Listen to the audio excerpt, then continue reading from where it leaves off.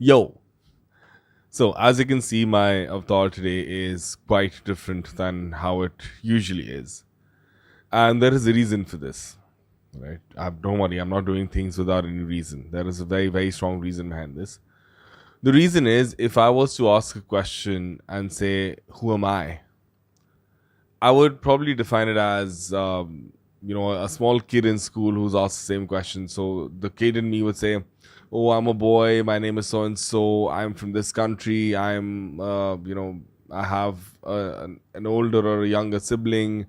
I love to do this and I hate to do that." But then that doesn't answer the question that asks me, "Who am I?"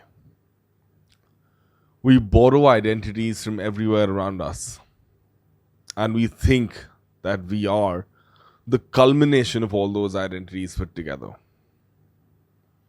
I'm not my name. I'm not my country. I'm not my nationality. I'm not my race, my creed, my caste, my religion, my race, my economic strength or weakness.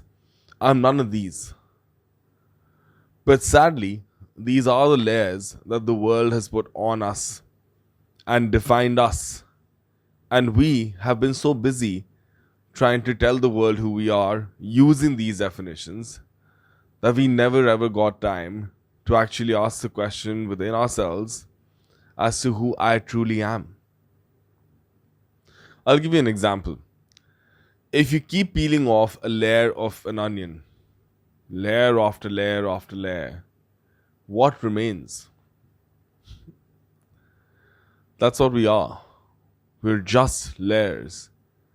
And we never ever stopped to actually ask the question, who am I? So, with the multiple influences that we might have of what we wear, of symbols that belong to certain cultures or certain religions, certain salutations that we have, how much have we studied, how much have we read, what are we wearing, what's our color like. So, all these things, I mean, you can name it. We have the beauty of man is the physical form of a human wonderfully knows how to divide. All right. And sadly, the part of unity takes a backseat. So, yes, I can divide multiple people into what gender they are, what nationality, what creed, color, caste, religion, what's their economic strength, what are their likes, their dislikes. All of these divisions, I can divide each and every person to the minutest possibility and tell each one of them that you are different.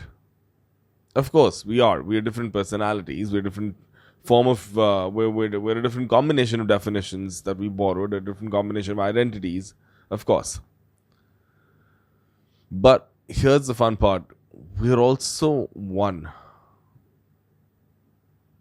We're one species. We're one human race. Are we actually waiting for an alien invasion and then all humans are like, oh no, we're one and we'll fight together? When problem strikes, when you're dying out of hunger, when you're starving, would you only care about the food or would you care about who's giving the food? So, if we look at our own survival and if we look at our own identity, what we've done is once our basic needs are met food, water, shelter, clothes we start to go to the next level and we start differentiating us from others. Or we're different like that, we're different like that. But when we're hungry, we're all hungry in the same way. When we're thirsty, the one universal way to quench our thirst is to have water.